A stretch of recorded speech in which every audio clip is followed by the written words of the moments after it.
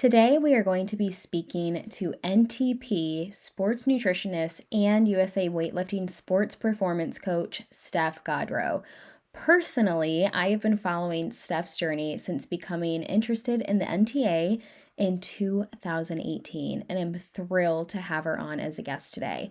She is a wealth of knowledge in performance nutrition for women and guides women 40 plus in getting stronger and building muscle. Though women of any age can absolutely gain ample amounts of insight from her.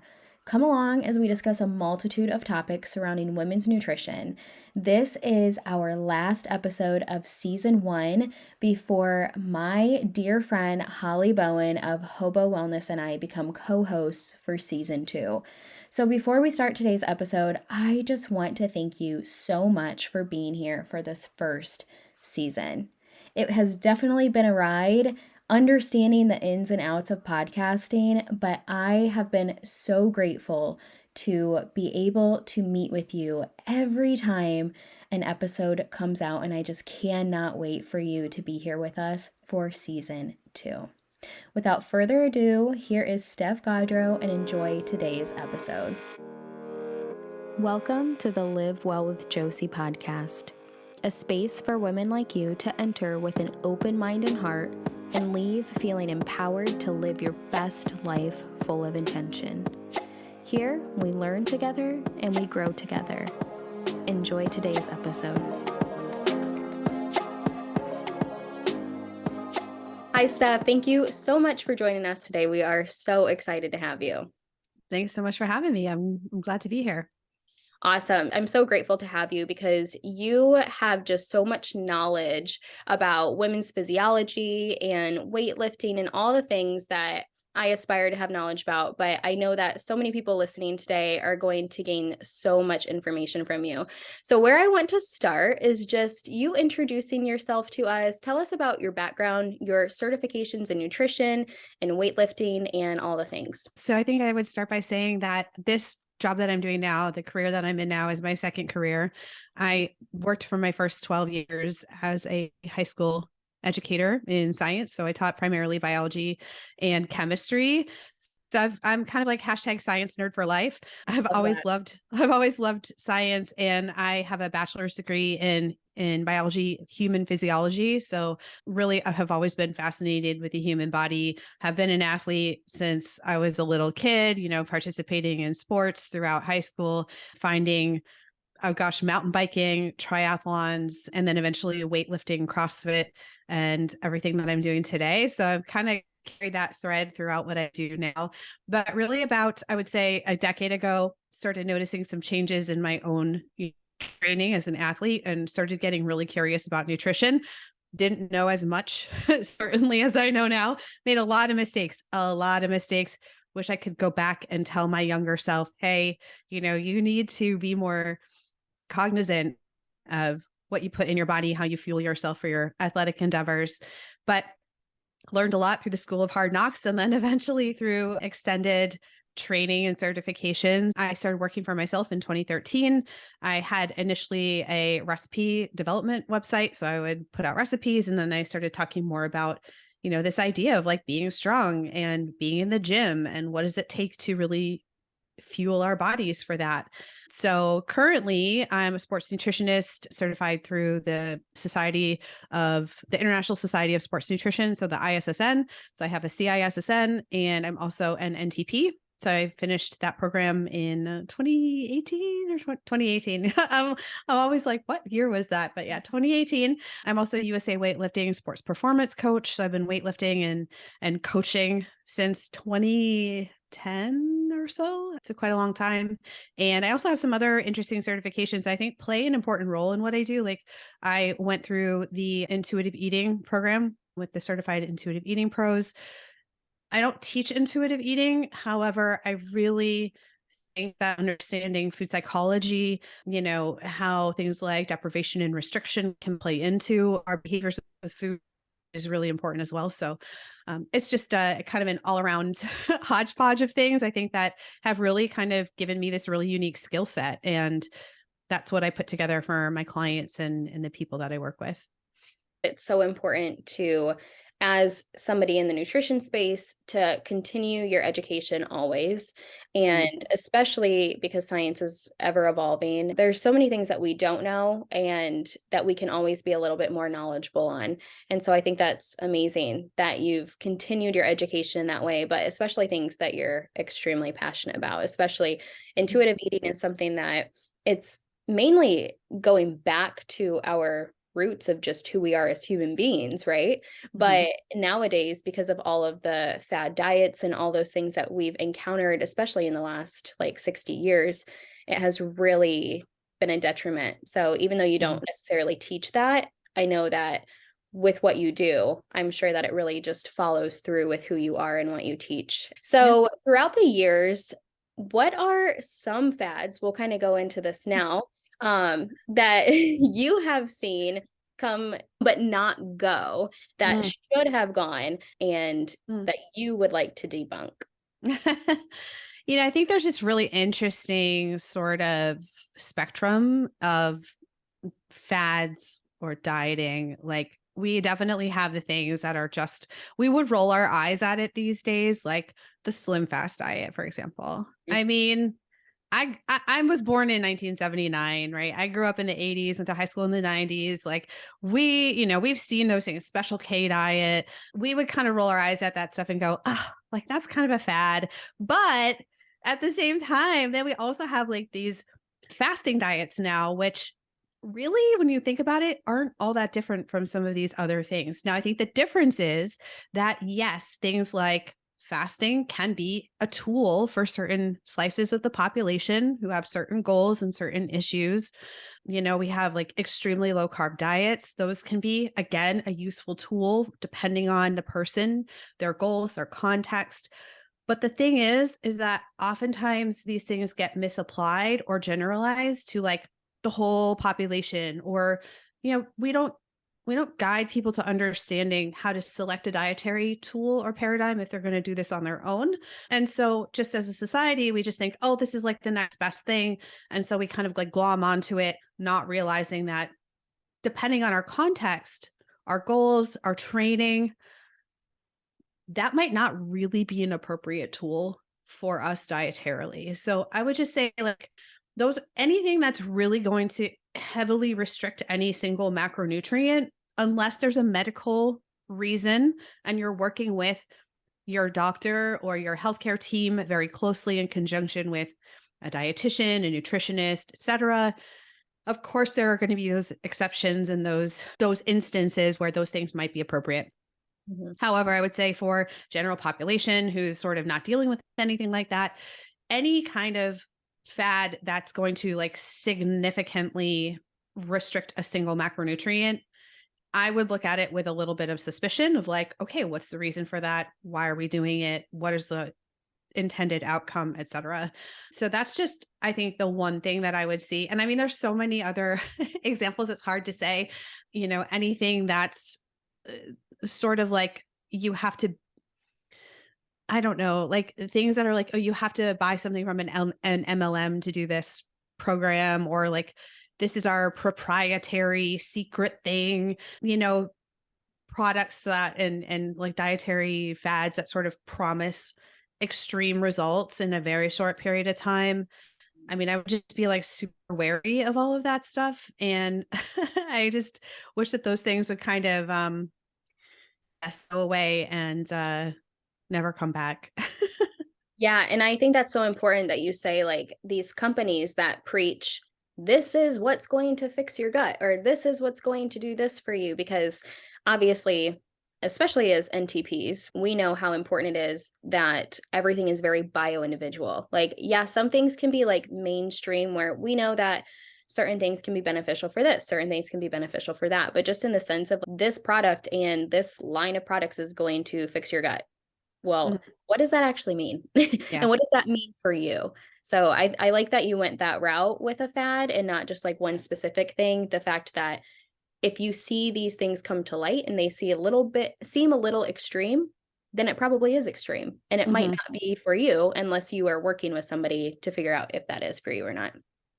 Yeah, I think the one that I was recently talking to somebody about was a supplement. And I think we're going to talk about this later, but it was sort of like all about, when she was like, I feel so much better taking this. And I looked at the label and I was like, okay, this is really interesting because almost everything on the label is chucked under a different proprietary blending. Mm-hmm. And it's not closed. We don't even know if the amount of that ingredient is significant or clinically effective. So anyway, that's just kind of like a little bit of an aside. Yeah. Anything that's like, do this quick, like this is going to be, like in and out in a couple weeks, or you're going to lose this many pounds in like a really short period of time. I mean, those things just do not work, and they don't work long term. And if they did, then you would do it once and it would last forever, but that's not how those things work.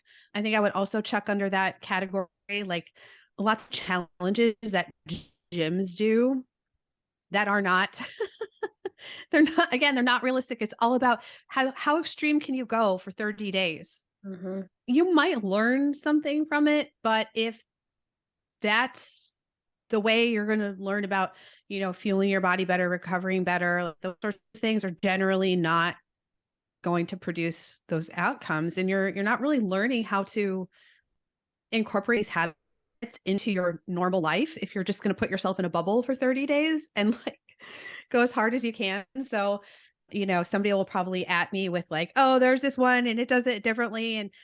But I think hopefully people know what I mean here is like the more extreme it is, the more preposterous the claims are, I would be a little bit just red flag, just a little bit suspicious of that. Absolutely. I want to touch on real quick something that you said just in the last couple sentences there. I specifically was trying out this new gym because I had heard some really great things about it. This gym is very much the same thing almost every time. Like it's weight training and then the next day it's cardio, but they do a good balance of each, but it is so extreme. I'm not going to say the name, but it's a very well-known gym. But a couple days I left there and I'm like, wow, this is amazing. I feel great. And then as I kept going, I felt miserable and I felt sick to my stomach. And I was just like leaving there not feeling as great as I did maybe the first couple days. And so realizing that there was no really change and they were trying to push me as hard as I possibly could, even past my limits that I knew. And I'm a very competitive person. So I'm like, yes, I'm going to do even more, even though I felt like I was going to pass out at that moment. Mm-hmm. So kind of going into like that type of mentality, plus what your knowledge is on weight training and women's physiology, I think this is a good time to go into what's the importance of weight training for women's physiology and how does it change with age? Well, I think if you look at, in the United States, what are the minimum exercise requirements that we have kind of spelled out, and like, where do we go from there? So I would say, first of all, we need to make sure we're kind of like, most of the time, I don't want anybody to take a perfectionistic mindset on this and start feeling like I'm a failure, et cetera, et cetera. We all start where we're going to start. So take that as you will. But we look at those exercise requirements or minimums. The exercise minimums in the United States for adults like 18 to 64 are 2 strength training sessions a week. Okay. 2 muscle strengthening specifically, right? You're lifting weights, you're doing resistance training of some kind. And then we're going to have that and a cardio element. So cardiovascular health, also very important, right? So we have the muscle strengthening, the cardiovascular. Whether you're doing more intense, vigorous exercise, the minimum is 75 minutes. If you're doing more moderate intensity cardiovascular exercise, we're talking about 150 minutes a week. Okay. So we want to at least start to shoot for the minimums if we're not there. Right. And you get to decide, like, if you're not in a place where right now doing super vigorous training is okay for your body, or it's just, you're not ready for that, you're going to slowly ramp up, start easier and go from there. We want to start working up toward those minimums if possible. Is there extra benefit from going above those minimums? Yes. However, we also don't want to take it to the extreme. So we kind of need to find that happy middle ground. So for example, very few people need to be doing like 6 full body strength training sessions a week. Like, I can't think of a scenario where that would actually be realistic for most people, right? So maybe we're talking about I would say most people fall between 2 and 4 training sessions a week, depending on their goals, their lifestyle, etc. And then again, the cardiovascular element can go up from there, knowing that if we go to the extreme, that's going to have diminishing returns as well. And there's other stuff to think about. Now, some people would do like they're ultra endurance athletes, like they're in a special category all to themselves. So we want to start hitting those minimums. And if we kind of take it back and understand why, we need to work out, like our muscle does not just grow on its own. We need to have mechanical tension is the primary driver behind muscle growth, right? We call that hypertrophy, or in terms of strength. So actually being able to progressively like recruit more and more muscle fibers and lift heavier and heavier things. Mm-hmm. So we need to put our muscles under mechanical tension. That causes them to have, microscopic damage. We need to repair those tissues. When they repair, then we get stronger. We are adapting in a positive way to our training. It doesn't do it on its own. So if we don't use it, we start losing it. And that is particularly true after roughly the age of 30. The natural aging process, and I know in the United States, we are like terrified of aging. We'll like anti-aging everything. But the natural aging process is going to happen to all of us, no matter what we do and how much money we throw at things. However, we can attenuate some of the age-related muscle loss that we experience. And that's all people. Okay. So I haven't even gotten to women yet. So we're turn 30, we start to experience decade over decade, a certain percentage of muscle loss. I've heard numbers anywhere between 3% and 8% per decade. Your mileage may vary. As women, or, let's talk about like biological females or people who have menstruated at some point. I know that, how we define these things can vary, but for women, once we hit menopause, we're in post-menopause, we have this now acceleration of things like muscle loss, especially, and bone loss because of the loss of estrogen that accompanies being in post-menopause. So we have perimenopause where things are starting to fluctuate up and down, and we hit 12 months with no menstrual cycle, and then we're considered to be in post-menopause, right? So in that postmenopausal period, the lack of estrogen that we have means that the natural aging muscle loss that we're already experiencing, that rate starts to accelerate. Wow. So it's extra important for us, if you're in that pre-menopausal period, or even if you're in perimenopause, like now is a great time to get started with strength training. If you're postmenopausal, it's okay. You can still strength train and get benefit from that. To some degree, we can start attenuating some of the muscle loss, like slowing it down. We can actually, some studies are showing, add bone density back, which is wonderful. Yeah, that's fantastic. And so it's never too late. So I would say like, this is kind of why we need this as women. So not only physiologically, but also quality of life wise. Mm-hmm. Quality of life, longevity, the quality of those years that we do have. Can we live more independently? Many of us are living apart from our nuclear family. We don't live in multi-generational households anymore. In many cases, females do outlive males, life expectancy wise. So if you do not have your male partner, or you are living on your own because you don't have family nearby, like we have to start thinking about these things now. And I know it's not, nobody wants to think about that because it sounds like our culture is terrified of death and we don't want to think about being in older years, but there are things we can do about it. And building muscle and like working on that muscle. I just recently saw a study that I think Brad Schoenfeld shared, and it was about, they went into care facilities or like nursing homes of that nature, and they had people strength train and they had them do like leg extensions. So not even compound movements, right? This is like a leg extension is when you're sitting in a machine and you're just bending at the knee and you're straightening your legs, right? Mm-hmm. And they had in this study, the number of people who started walking without like a walking assistant, so without a cane or a walker, increased. People could stand up on their own.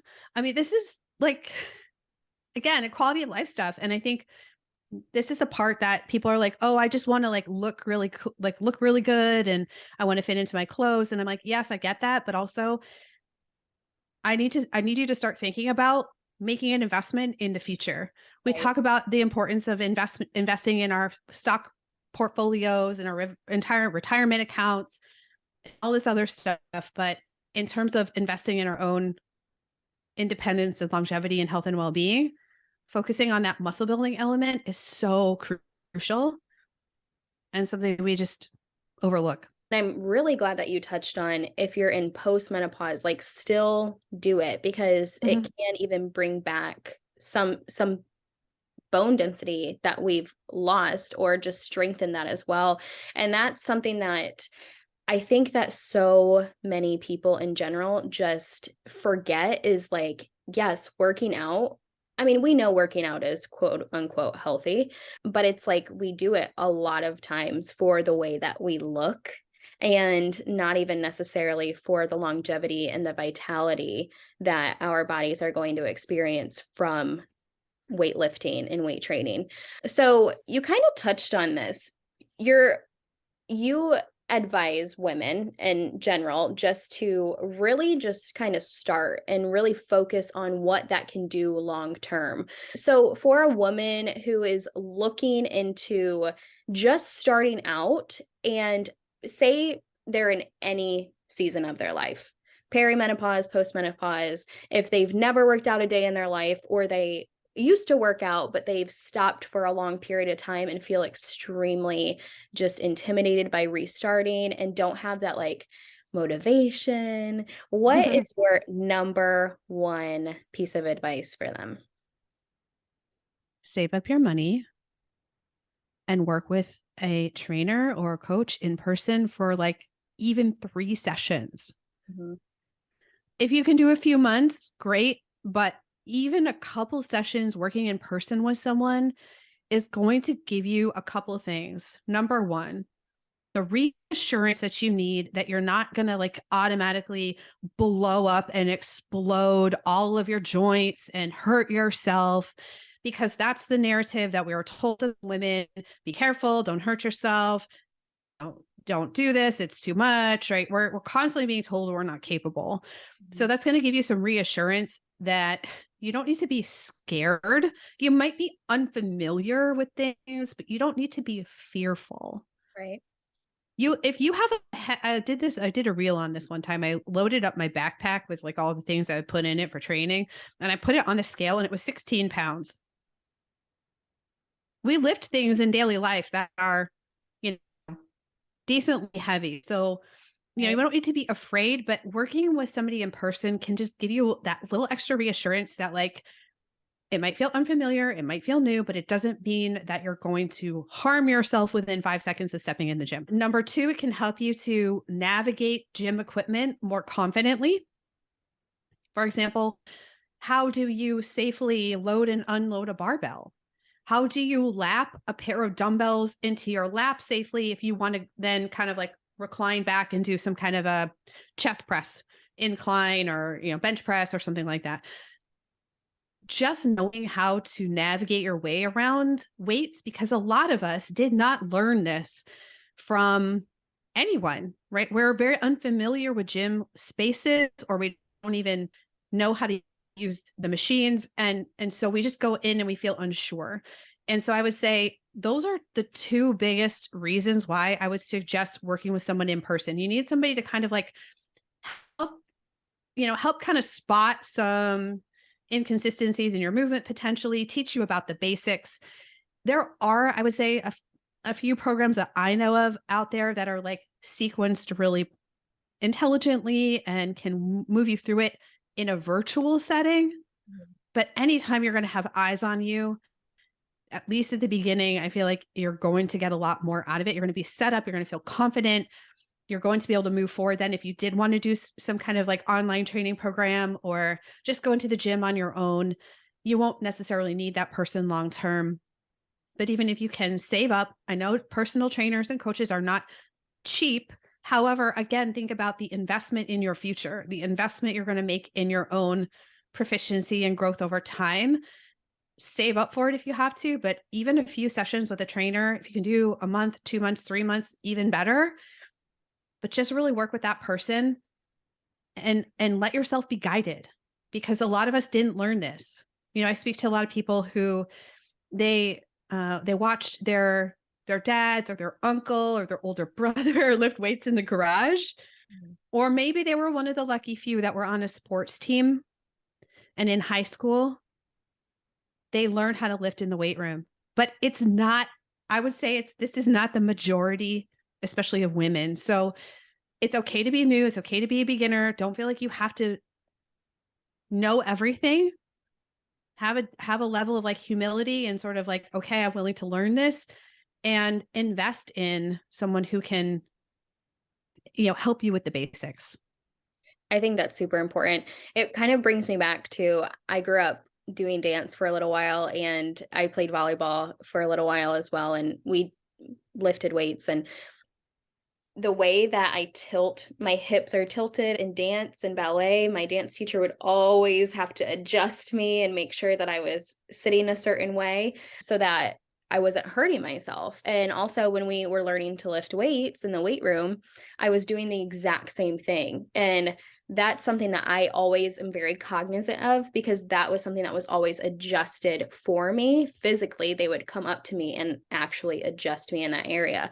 That just always sits in my mind whenever I'm doing that sort of movement, is that I have to adjust in that area, and how they're actually supposed to feel. It's the most bizarre thing, but it has helped me so much having that physical adjustment while I'm doing that. So would you say that your programs would be directed in this way towards women, where they could start them and feel like they're confident? Your piece of advice is to work with somebody in person, but say they're not financially able to at this moment. Would your Mhm. programs be something that you think would guide them through that? Yeah, I think so. I've offered a few different programs over the years. And when I introduced my dumbbell program, it was really to serve as kind of either a bridge Mhm. to working up to maybe eventually getting into barbell work, or just a kind of a standalone program to get people started and or back in the gym if they've taken time off.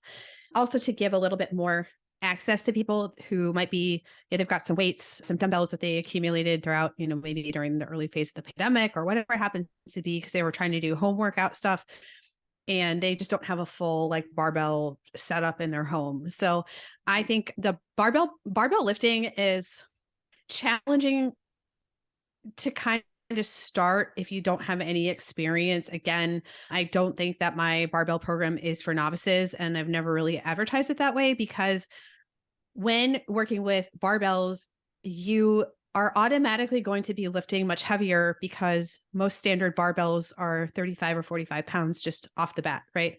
Unless you're working with a training bar of some sort and you have a very, training bars are like shorter and much lighter, which most people don't actually have in their homes, and a lot of gyms don't have them either. So I would say, just by virtue of like understanding what those compound movements are, the squat, the bench, the deadlift, the press, those sorts of things, I tend to think that my barbell program is more for intermediate or advanced lifters, people who have had prior barbell experience, because I don't teach you like every single thing that you need to know from the very, very beginning.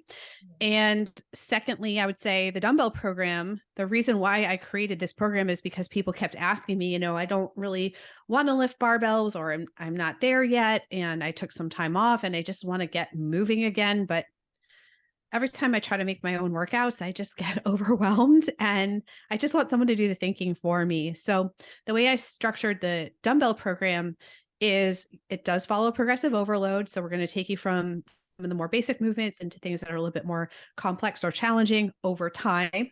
And then also starting off with a month of band work for people who are just getting started again. So if you're kind of learning, you're open to trying things on your own, that program could really help you get back in the gym, get reacquainted, have it all laid out for you. You don't need to go searching through Instagram to find all these random workouts. Like, you're going to get the benefit from the structure, but we're starting you off in a way that is, for example, there is a phase of building in power movements. So more explosive movements, some jumping, kettlebell swings, kind of like those ballistic, powerful movements. That does not come right away. That's in the last month, right? Because we want you to build up the muscle size a little bit more. We want you to build up the strength a little bit more, the stability a little bit more, get more comfortable moving at slower tempos, for example. And then we start to layer those things on so that you don't just go in the gym for the first time, think you're going to do like 3 sets of 20 kettlebell swings, and then you walk out and your back hurts because you don't actually know how to hinge properly. And then you're loading that movement and you're going fast, right? So Right. building it up in the appropriate layers, I would say. So I would say that the dumbbell program in that way is absolutely more appropriate for people who are more toward the beginner side. Yeah, I was definitely the one who took some time off. And I think a lot of people can relate to that, especially with 2020. My dedication to myself kind of like took a tumble, just not being disciplined in that area. So I wanted to get back into the swing of things. And I really loved your dumbbell program. And it was funny because I messaged you and I was like, I just want to make for sure that this is the day. You're like, yep, this is day one. And then move on to day two. And it wasn't that I thought that it wasn't enough. I was like, I'm just trying to make sure that I'm reading this correctly, making sure that this is how I do this. I'm like, goodness, Mhm. this is good movement. And just there are a lot of people I know and myself who take some time off, go right back into the gym and think they can do exactly what they did when they left it. Yeah, you're not alone on that, which is why I built the program the way I did. One of my students in my group program was telling me, "Hey, I'm, going to return to lifting," and I give them the option. I give them an optional strength program if they want to follow it, but some of them are doing their own thing or working with a trainer. And she was like, "Oh, my trainer had me doing like five or six sets of 10." And I was like, "Why are we doing like German volume training?" Um, getting back into it because it's the volume oftentimes that gets people. They're like, I'm going to go kind of light because I know I'm getting back into it, but then I'm going to do, 5 sets of 20 or, 5 sets of 15 or 4 sets of 15 of something. And oftentimes it's the volume that gets you and makes you really sore in those instances. So I hear so much people are like, oh, I started again. And like, I was so sorry, I couldn't sit down for a week. And yeah, like that doesn't make me really want to get into the gym again. So I purposely put the brakes on people and make them go much slower, I think, than they feel like they they should, or they just finished and they were doing a lot and then they took time off and they're like, I can do so much more. And I'm like, calm down, Yeah. pace yourself. It'll get there in time, but also, appropriately loading things will sort of help you find that middle ground too. So yeah, you're not alone on that one at all. I want to know your thoughts on cycle syncing workouts. I know that's super popular right now, and a Mhm. lot of people are talking about that. So I want to know your thoughts on, is it truly as beneficial as what everybody's saying it is nowadays? Are there certain aspects to it that can be beneficial, but it's not like end all be all? What are your thoughts on that? Yeah, I would say it depends. It's not end all be all. We're all different and unique. And if you have a cycle currently, you may also feel different from cycle to cycle. Mhm. So just kind of to back up. So currently, as it stands, the body of research that we have on this, and this is, we've had a couple bigger meta-analyses that have come out in the last couple of years on this. And of course, we know meta-analysis and systematic review are the highest, kind of like the highest tier of like scientific research, because we're pooling lots of different studies together to look for similar trends and patterns and seeing, do these studies kind of agree with what are the like the hypothesis being tested, and what are the conclusions. Mhm. So when we look at these meta-analyses, what we see is there is currently no strong evidence for a universal prescription for menstruating individuals and exercise, Mhm. which is very different from what we see being promoted by, I would say, certain apps or some influencers and stuff like that on social media. So yes, your menstrual cycle can certainly affect how you feel in the gym. It can affect your, thermoregulation. It can affect your fatigue level. Certainly if you're actually having pain. because you're cramping or, something of that nature, your moods and so on and so forth. But we also don't see that where you're at in your cycle. Like, for example, people think, oh, well, I just feel really tired in my late luteal phase, kind of in that PMS period. That must Mhm. mean I'm weaker. Well, actually, we don't see like a difference in muscle strength, but your perception and how you feel in other ways. Like maybe you're not sleeping as well, because we do know that typically sleep is lower, has less quality, or we're not getting as much sleep in the luteal phase. So we can certainly feel like we're not doing as well in the gym. And I think this is a big validation point, because a lot of us are like, oh my gosh, I didn't know that. I thought I just suck at this week. Oh, actually, my menstrual cycle, my hormonal fluctuation might be affecting how I feel. Mhm. That absolutely needs to be validated. And I feel like, for so long, we just haven't talked about periods or the menstrual cycle in general. It's been kind of taboo. What that's changing. Mhm. Women have often, premenstrual women have often been left out of research because the hormonal fluctuations is quote unquote too complicated Yep. to include in the study, meaning it costs more money to deal with. So I feel like we've kind of had this swing where we're like, nobody's paying attention to us, or they're telling us this isn't a thing. It's all in our head. And then the swing has kind of been like, we're getting more research. We're kind of seeing, yes, there's a difference in, for example, like like fat oxidation versus carbohydrate oxidation in the two halves of the menstrual cycle. There we might have a benefit to adding in an extra strength cycle, or an extra strength session in our follicular phase.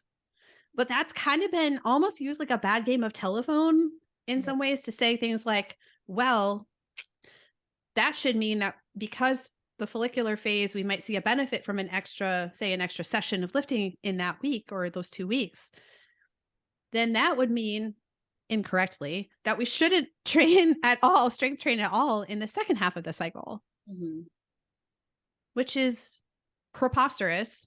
Certainly, if somebody felt absolutely terrible and they just like didn't have it in them, that's a different story where you're like, I'm just like paying attention to my body too, and I'm just not feeling it. But to plan that out 2 weeks in advance and say, nope, I'm not going to lift in the second half of the cycle because it's somehow going to damage me, it's going to harm me, or I get no benefit, is just way overshooting that middle ground. So to kind of tie a bow on this, I think, number one is acknowledging that how we feel in the gym can absolutely be affected by our cycle. We should feel the permission Mhm. to adjust our workouts no any day of the cycle. Like we should feel that empowerment as athletes, as Mhm. athletic people, to say, you know what, today I'm just like super not feeling it. My body is exhausted.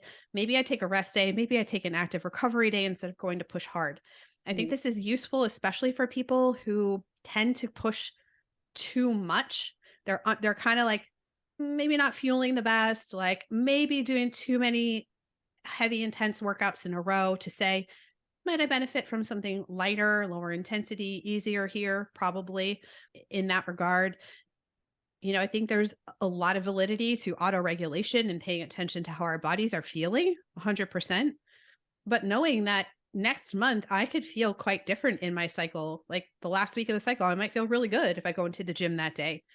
So, in a lot of ways, yes, like if we're feeling, hey, I could go harder today, like this feels really good, my body's kind of firing on all cylinders, maybe you do go to that like RPE 8 or 9 in your workout. But if you're not, that's okay. I just feel like there are certain influencers out there who don't quite understand the science.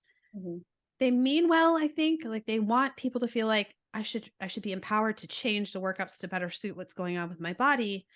But when we present it in a way and say, well, now you need like 4 different training plans, actually, because you need to train differently in every single week of your cycle. Most normal humans right now are like it right now. If you can just get to your normal sessions, like you're like, I'm going to get 2 or 3 lifting workouts to get some walking, or do a couple hit training sessions. Like most of us are just trying to hit the basics.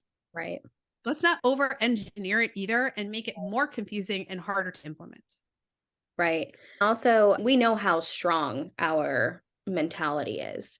And so when we're thinking, like when we learn this and we think like, oh, I have to make every single week look different to be in accordance with the different cycle that I'm in, or with the different phase of my cycle that I'm in, then that's going to be in our mind. And then our body is going to react to that as well.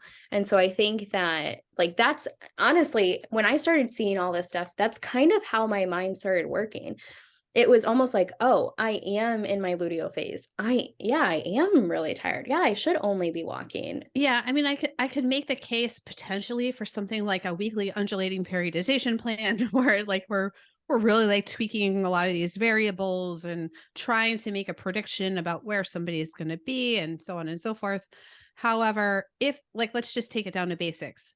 If Mhm, your goal is to build some degree of strength or add some amount of muscle and you're not lifting half of the month because you feel like this is going to somehow be detrimental or harm you in some way, or not be effective and you should only stick to like gentle movements.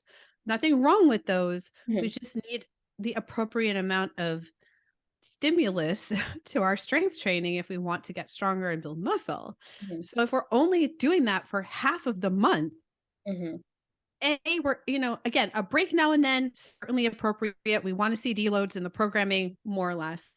mhm, But if we're only lifting for half of the year, like let's zoom it out to half the year, mhm, we're are you going to make zero progress? I don't want to say that, mhm, but you might find it hard to get into a rhythm, to get into a schedule, to see the kind of progression over time that you would expect to, especially if you're newer, to groove these movements in, because we need repetition in these main movement patterns over time to become proficient and effective at them. mhm. And if we're only ever lifting half of the time, half of the year, half of the month, it's going to be a little bit harder to find that continuity, Right, right? right. Well, and I think also nowadays, like in the life that we live, like we're just not lifting as much as we used to because we're sitting at desk jobs, or we have our televisions and we have all these other things where our ancestors were lifting and they were doing all these things, but now it's just not the same anymore. I think we're capable, but we don't put as much physical output as we used to in today's world. Yeah. I want to kind of get into some thoughts on supplements, especially those ones that are pushed by the fitness industry. There's pre workout, there's post workout, there's all of these different things. And especially these companies that are like, you have to take this right away before this, you have to take this right away afterwards. This is going to best benefit you, all the things. What are your thoughts in general? Well, let's kind of sort through this in a bit of a systematic way. All right. So we have certain performance enhancing supplements that are backed by research, and we have some where the research is kind of mixed in terms of their performance their benefit for athletes or for, in this case, exercise. And we have some that just really don't show strong evidence of their efficacy and usefulness. So I would say first off the bat, we want to be looking at, what are these supplements supported by the research? Like, are they effective? At best, like they're effective and we can sprinkle them in depending on our needs. At worst, we're just paying for a really expensive pee. Like, and hopefully, heaven forbid, we don't want to have any like kind of adverse reactions because we had a contraindication to a particular supplement and we didn't run it by our healthcare provider first to Mhm, make sure that this is actually a good choice for us personally. So I would say, right off the bat, we have to understand that a lot of the supplements out there, they're like the supplement industry is not really regulated to the degree that we think it is. A lot of what we see is sort of hidden behind proprietary blending, where they don't have to disclose how much of a particular ingredient is in the blend. Some people will say, "Oh, that's because they're just trying to, protect a trade secret or work on patenting something or whatnot." But as a consumer, you don't know, is there an actual clinically effective dose of that said supplement in that blend? mhm, Are you getting what you pay for? Right. So, we want to check that out. We want to see, like, is this a reputable company? Do they have, are they listed on Labdoor? Can we find out more information about this particular ingredient? I really like examine.com. I think this is a great website for like running ingredients if you're looking to run a particular company through, like Labdoor can be really useful. But, supplements are like the icing on the cake. In fact, they're kind of like the sprinkles on top of the icing on top of the cake. In some people, depending on the need, certain supplements could be enhancing of what you're already doing. Mhm. However, they cannot make up for, in most cases, and we're talking about performance supplements, they're not going to be able to make up for poor habits, poor choices, lack of adequate nutrition, lack of sleep. One of the more common ones we see is pre-workout. Like, oh, I'm going to, sit there with my scoop and pour it in my mouth. Yep. Well, there's a couple, in most cases, a lot of what you're seeing in these pre-workouts is caffeine.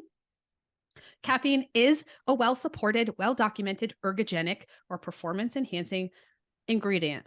Mhm. However, in people who are already accustomed to taking caffeine, the benefits may be less. And if you're taking it at 5 o'clock at night before you hit the gym, you may in fact have an impact to your sleep and not be sleeping well.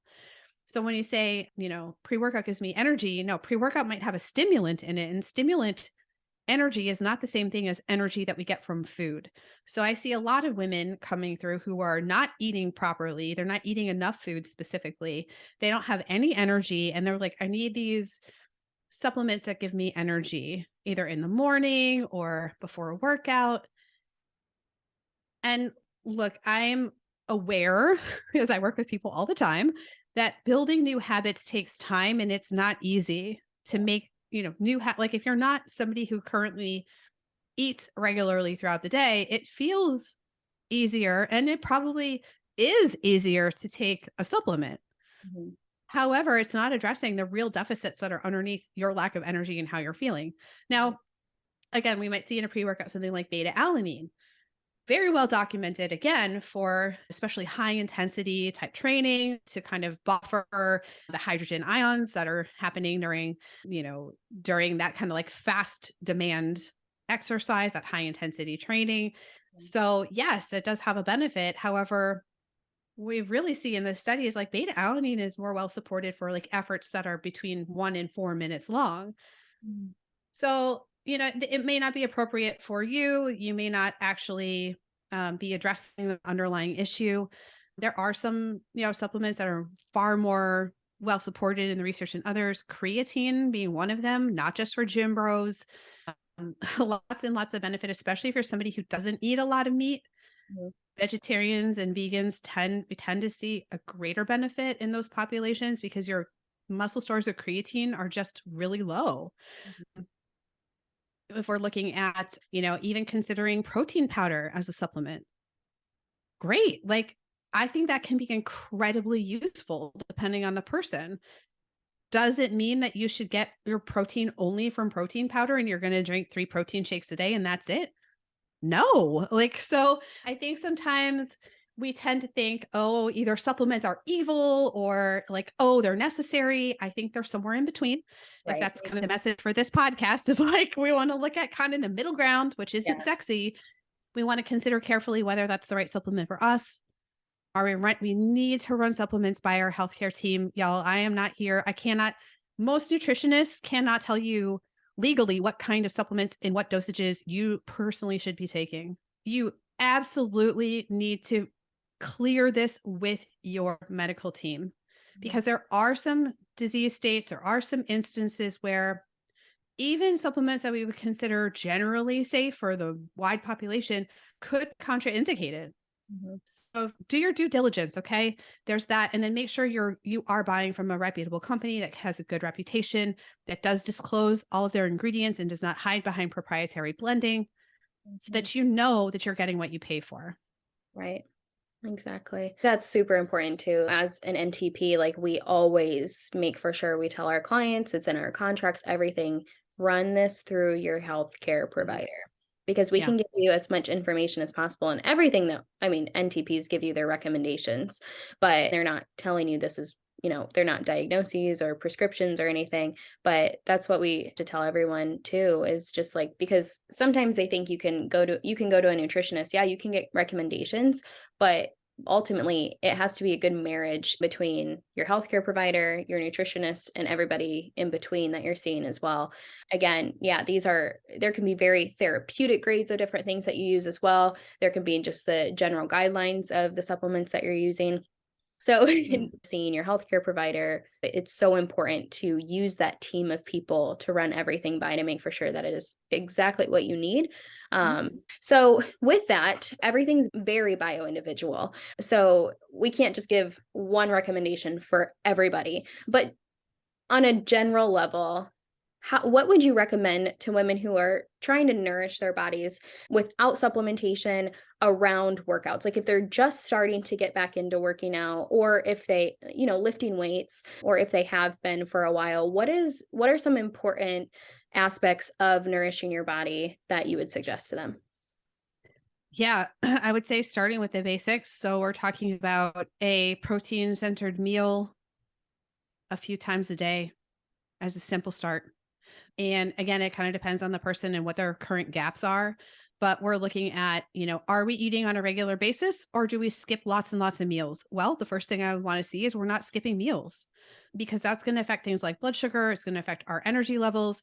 And in theory, especially if we're talking about people who are training quite hard, could contribute to things like within day energy deficit, which is going to certainly affect things like our recovery. Do we have enough circulating amino acids to get muscle protein synthesis going, et cetera? So eating more consistently, going to be a big one because that's going to help contribute to overall adequate energy balance, energy intake in the body. If we're not getting enough energy, we're constantly under eating. We're not going to feel very good. We're not going to recover from our workouts. We're not going to concentrate very well. We're not going to be able to put on much muscle mass, or we're not going to see great results from our training. We're probably not going to be able to push the intensity. We can certainly end up with hormonal disruptions, to some degree, whether those are transient or kind of more chronic or long-term, depends. But we're seeing an impact. And I think most women who train pretty hard don't think they're athletes. They're like, I'm not an athlete. I don't compete. And while I understand why they believe that, if we're under eating, especially because we've learned about food through dieting, we're just, we're going to not get great results from our training and we could end up in a low energy availability state. If you're chronically in a low energy availability state, this can lead to things like red S or REDS, which is relative energy deficiency in sport. And this is a whole syndrome of body-wide issues that can come up because of chronically under eating. Mhm. So making sure we're just eating regular meals. I mean, that's just a basic, right? Of course, you may get into a pinch now and then, and I just don't have time. I'm going to grab a protein bar. Fine. But if this is a regular feature of your day where you're regularly skipping meals, we need to start there first and foremost because getting enough energy, priority number one.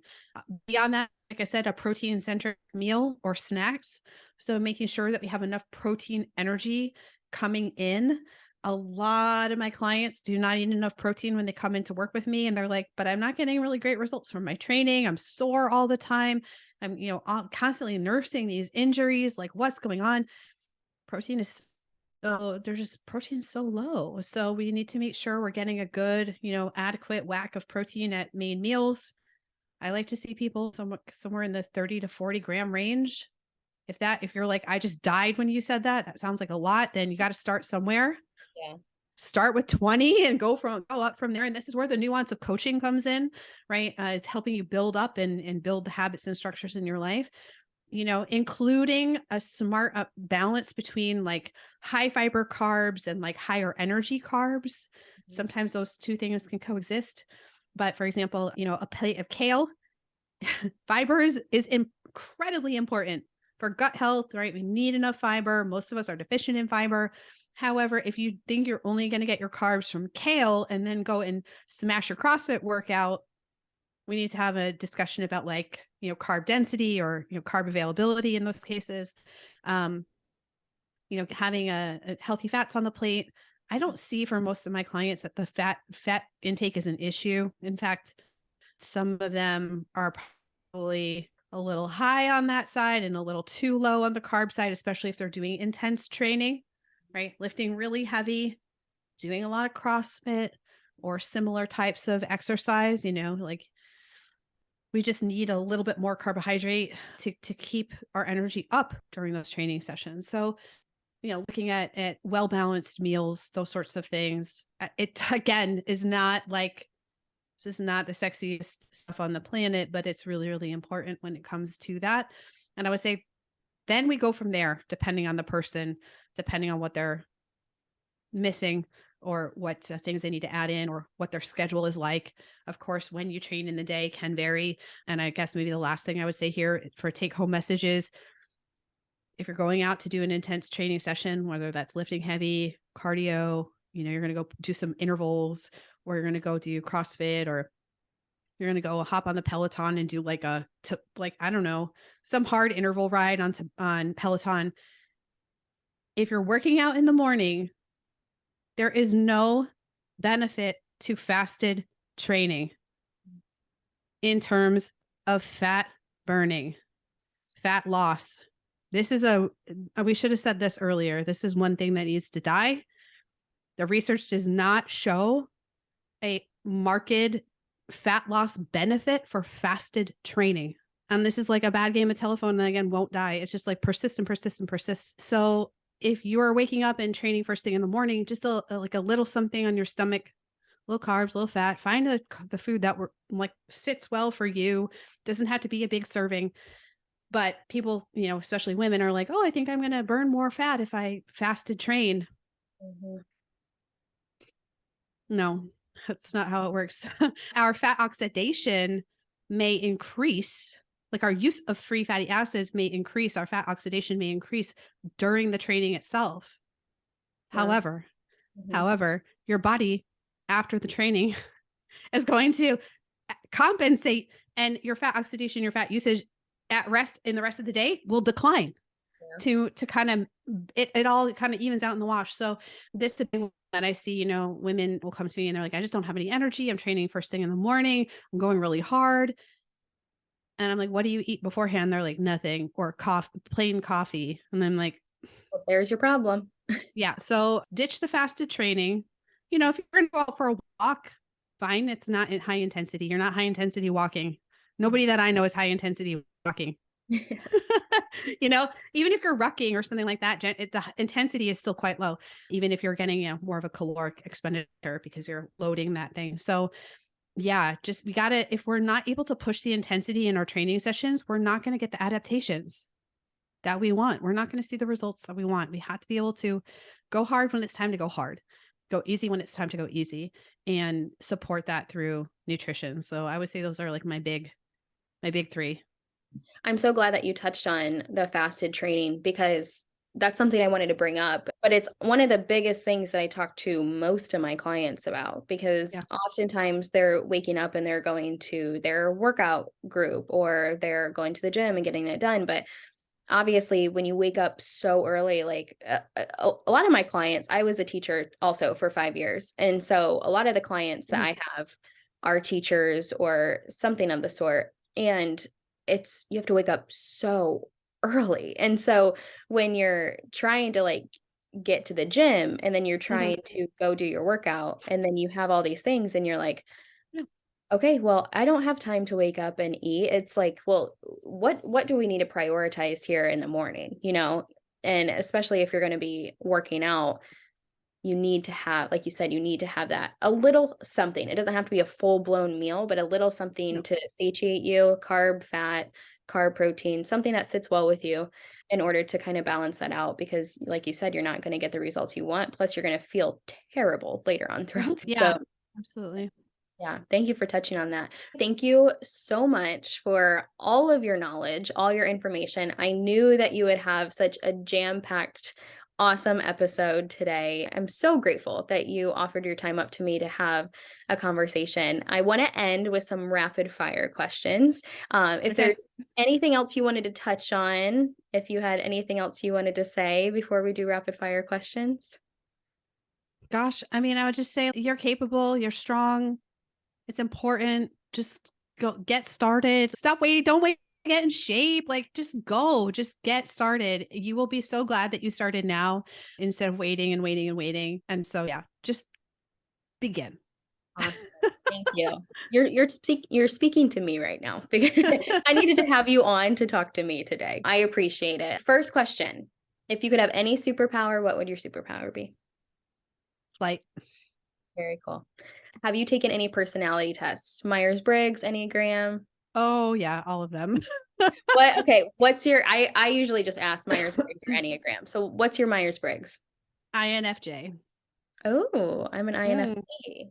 Okay, what's your Enneagram? Usually I'm an Enneagram 3, depending on the test though, but I would say more often than not a 3. Really? Do you know like your wing or you just know 3? I know that it varies Yeah. depending on when I take the test. Yeah. Yeah. Any meal that you could eat every day for the rest of your life? Steak and potatoes. Me too. So good. Are you a butter on your steak kind of gal? Usually not, but I like a crispy potato. Yeah. So yeah. So good. Okay. And then last one, 2 things that you could take with you on a deserted island if you knew that you could take 2 things. Oh gosh, this is hard. Oh, let's see. Wow. Oh wow, this is so tough. I know. I was like, I'm nailing these questions.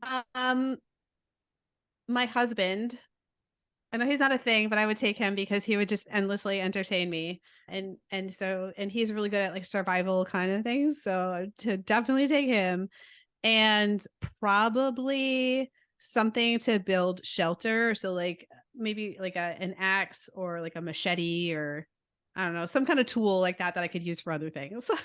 That's awesome. That's a good answer. I think it's so funny to see what everybody answers because everybody's so different and it like really shows their personality. The one girl was like, I take my husband in a boat so we could just leave. I was like, that is the most genius answer ever. Yep. Well, thank you, Steph, so much again. Can you tell everybody real quick where to find you? Yeah. StephGaudreau.com, Steph_Gaudreau, or Fuel Your Strength on Instagram, the Fuel Your Strength podcast. And, that's kind of going to be like the 3 main places. Awesome. I'll put those in the show notes so everybody can find you as well. Thank Cool. you so much for everything today. We are so grateful to Yeah. have you and all of your knowledge. Thanks for having me. Thank you so much for joining us on this episode of the Live Well with Josie podcast. If you enjoyed today's episode, please don't forget to leave a comment and review, as we would greatly appreciate it. Also, please remember that nothing discussed here today is to be used as medical advice to diagnose, cure disease, prescribe, or treat illness. These conversations are simply to be used as educational resources for living a life with intention. You can find me on Instagram and Facebook at Live Well with Josie and my website, www.livewellwithjosie.com.